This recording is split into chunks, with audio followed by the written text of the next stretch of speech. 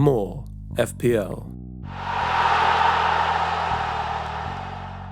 Today I want to go over my top tips for a successful season in FPL. Some of these will be consensus views that most managers will tend to agree on. Others are more open to debate and different managers may have different views. As always, it's important not to blindly follow advice, but form your own opinion.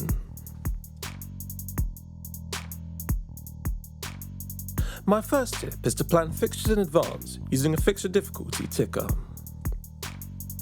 You should avoid looking at single game weeks and instead look 6 to 8 weeks ahead.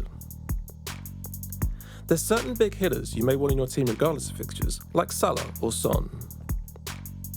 But others you want to target having in your team when they have an easier run of fixtures.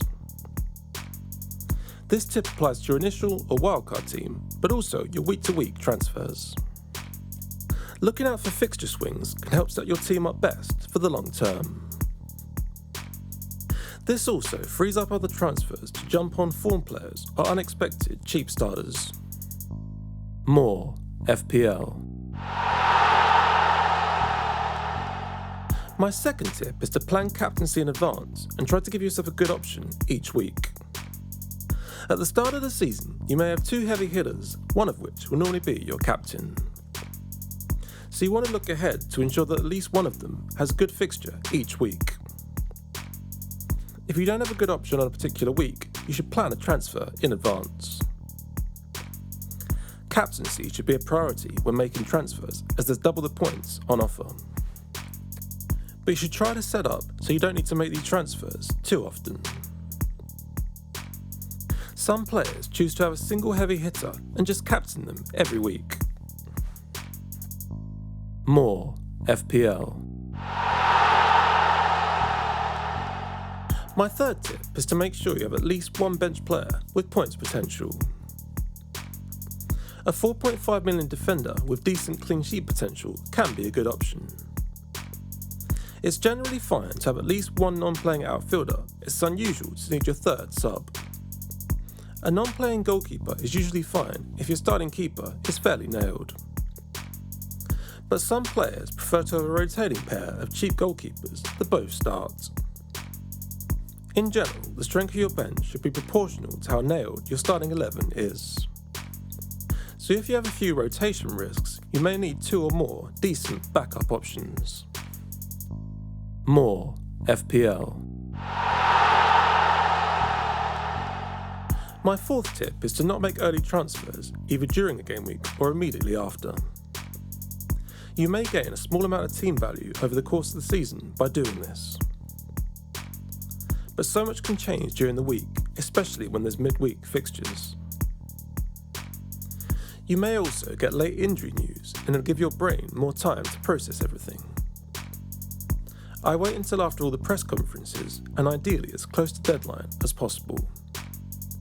You can and should still plan your moves in advance, but don't confirm anything early in the week. Some players prioritise team value over anything else, but I'd advise against this. More FPL. My fifth tip is kind of related, and that is not to act off emotion and do things in the heat of the moment. One example would be rage transferring someone out after being benched or having a bad performance. But equally, bring in someone who scored in, thinking they'll definitely do that every week. Emotional decisions may feel good at the time, but tend to not turn out well. It's normally better to let the dust settle and make your decisions later in the week with a clear head. Also, just because a move didn't work out, that doesn't necessarily mean it was a bad decision. Outcome bias is real and something to be aware of when making transfers. More FPL. My sixth tip is to judge the performance of players on what you should expect based on their price. For example, a premium attacker would be expected to score points most weeks and be a captaincy option, whereas a budget midfielder may only be expected to start most games and get the occasional return. And a premium defender may be expected to get fairly regular clean sheets and/or attacking returns.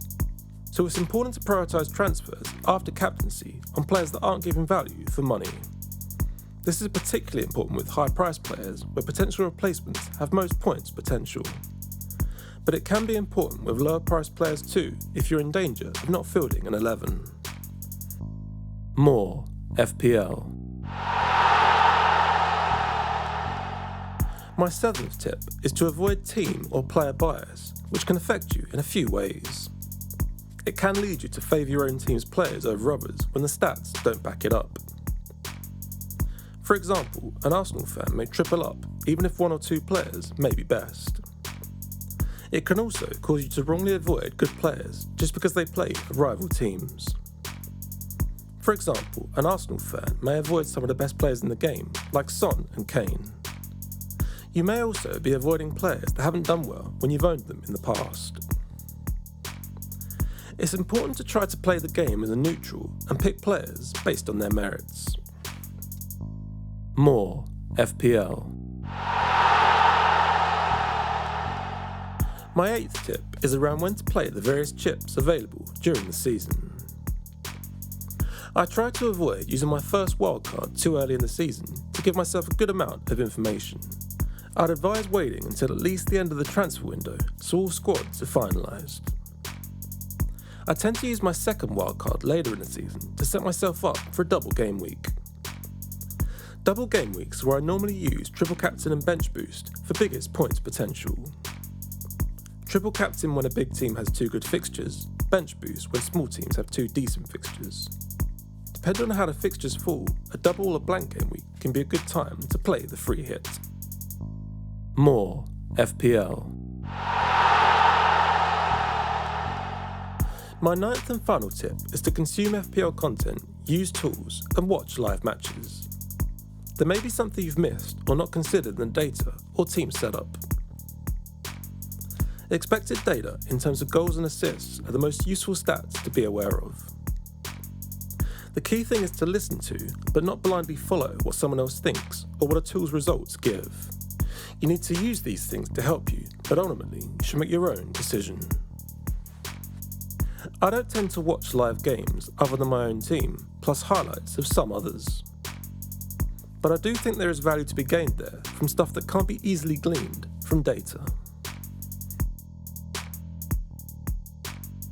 So there you have it, my top tips for a successful season in FPL. Thank you so much for watching, I really appreciate it. Give it a like if you enjoyed it. Do you agree with these points? Add your own thoughts and questions in the comments below. Never miss a pre-season video or game week preview by subscribing and turning on notifications. More FPL.